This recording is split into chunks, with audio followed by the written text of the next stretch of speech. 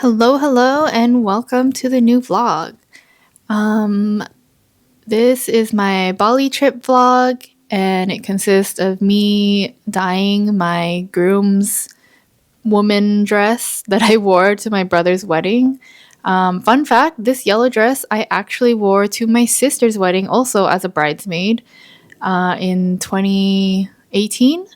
I haven't really worn it much since then, but I love this dress. I love this dress. But it's definitely like hot weather summer dress, which is perfect for Bali. And I decided why not try dyeing it to the color that I'm supposed to be wearing for the wedding, which was supposed to be like an emerald green. So yeah, let's just try a new craft. Like a few weeks before the wedding. Why not? Um, so I decided to dye this yellow dress. I thought it'd be cool to wear the same dress at both weddings, and I didn't realize that it's supposed to be dry clean only. Yeah, I wasn't supposed to get this thing wet. Obviously, I got it wet, and I didn't think to check the label until just now. But it was, YOLO. It was fine. It didn't really shrink. I'm assuming that was what the big issue is with like making sure you dry clean it only, was so that the fabric doesn't get distorted and shrink and like weird from the wash. But it was fine because I like hand washed it.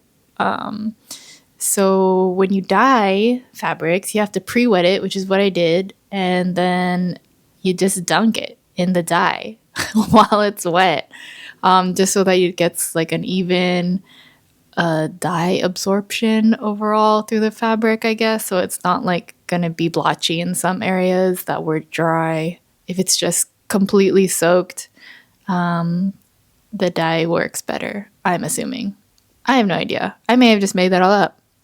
But you can see in that little container, basin, that it was yellow. Yes, the yellow dye was starting to come off. That was just water. It was just plain water. The yellow dye was already starting to come off the dress, which was probably another reason why it was supposed to be dry clean only.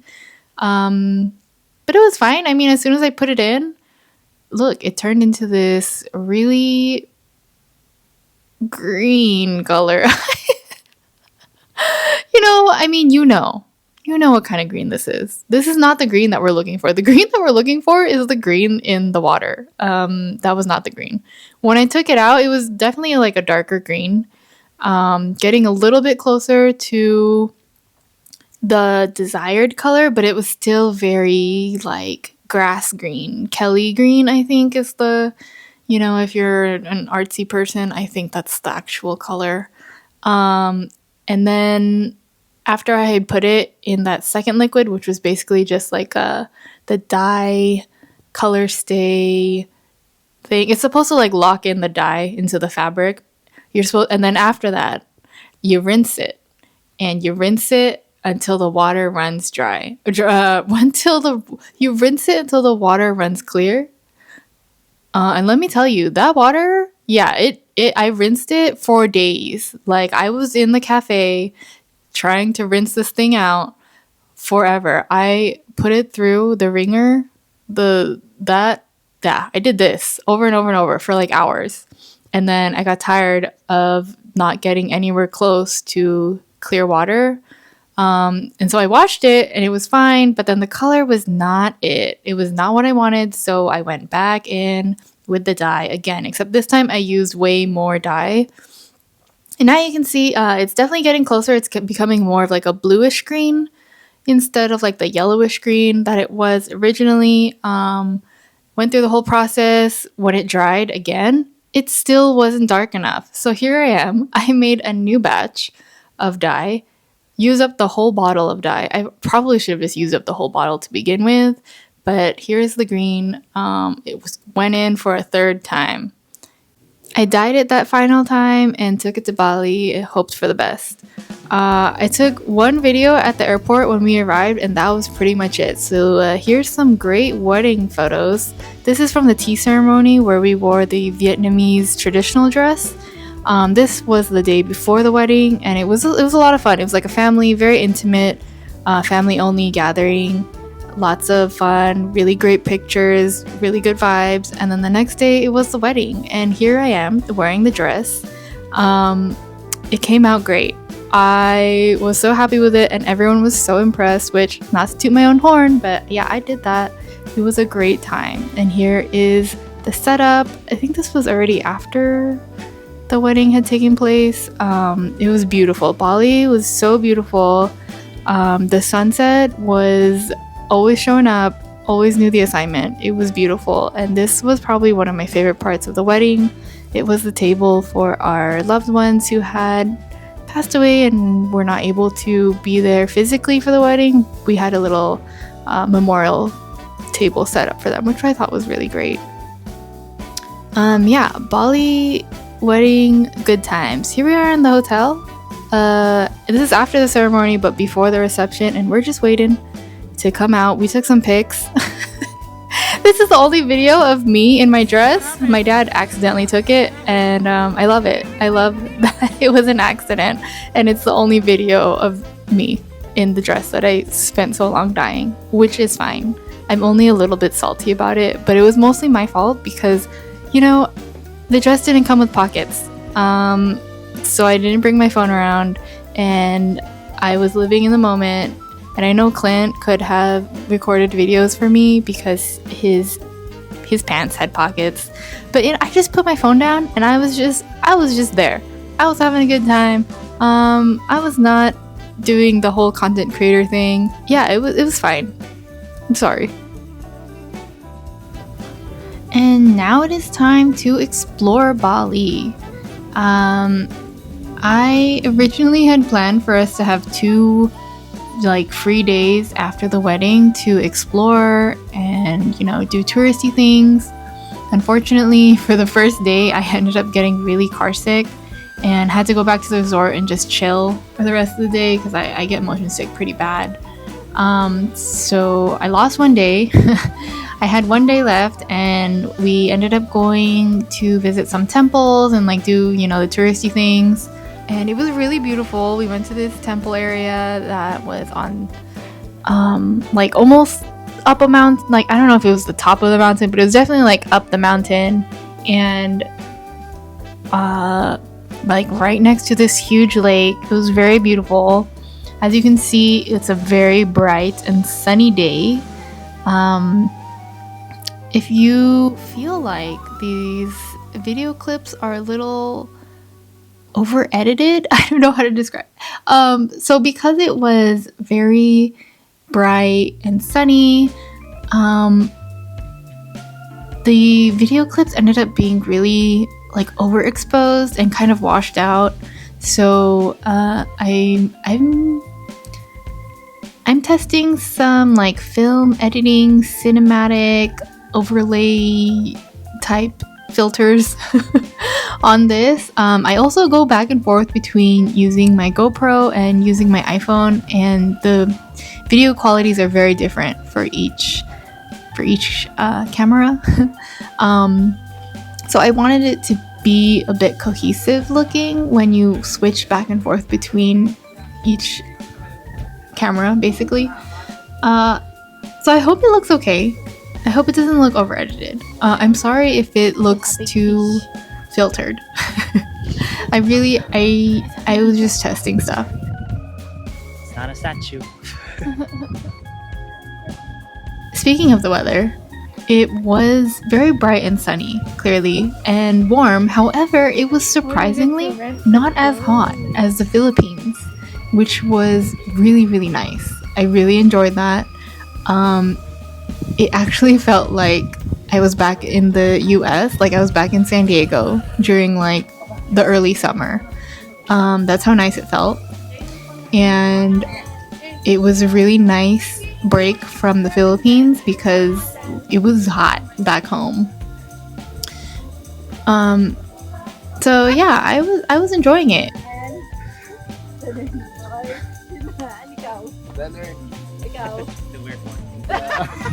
Athletic. Wow.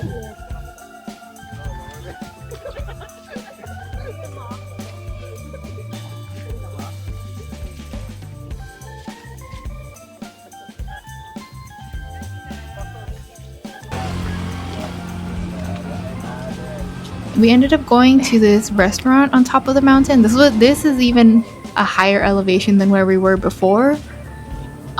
So it was kind of chilly up here. There was a little breeze, and you know, we were up on the mountain, so it was nice. It was actually at one point a little too cold for me.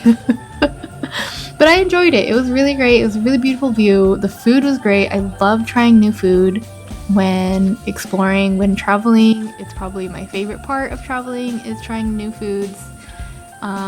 Asian food in general almost never fails me.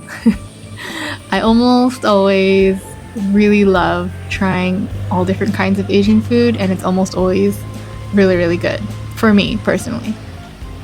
So yeah, that was a good time.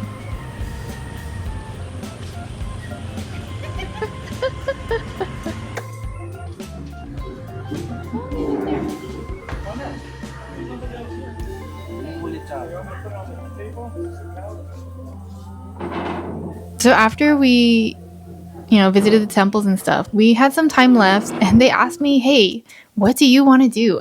When we were in the car with our driver, I saw that he had a little pamphlet describing all the different experiences and, you know, adventure type stuff that you can do that he like offered as a driver, and one of them was horseback riding along the beach.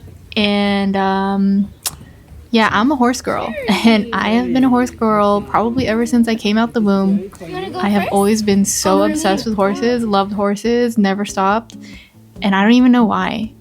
Like, I don't know, I just got that, you know, female trait that's like so typical of girls to just really love horses for some reason, and I never grew out of it. I love horses.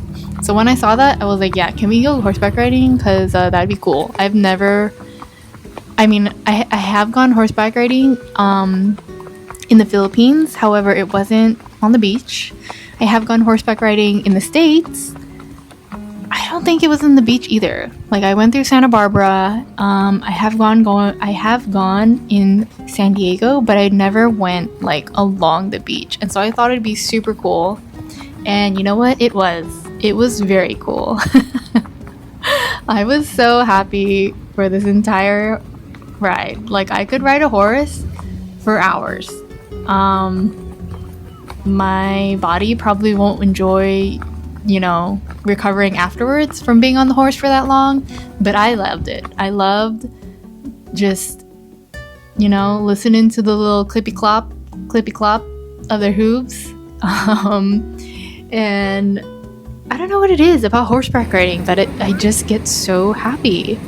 Anyways, so I had a good time. The trail guide people were so nice, and they kept taking pictures of me and my family, and we got a lot of like good shots.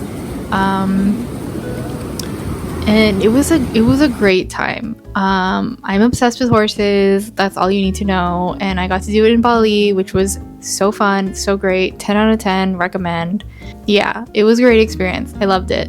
It's not the most like, you know, Bali thing when like influencers or whatever go to Bali and they show all those cute pictures and stuff. I didn't do a lot of that. Honestly, I probably didn't do any of it. Like the big swing and that really fancy temple.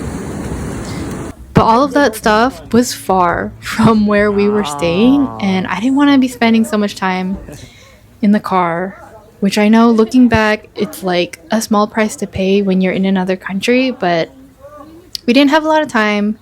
And it was just, you know, that's just how it is. That's just how it goes.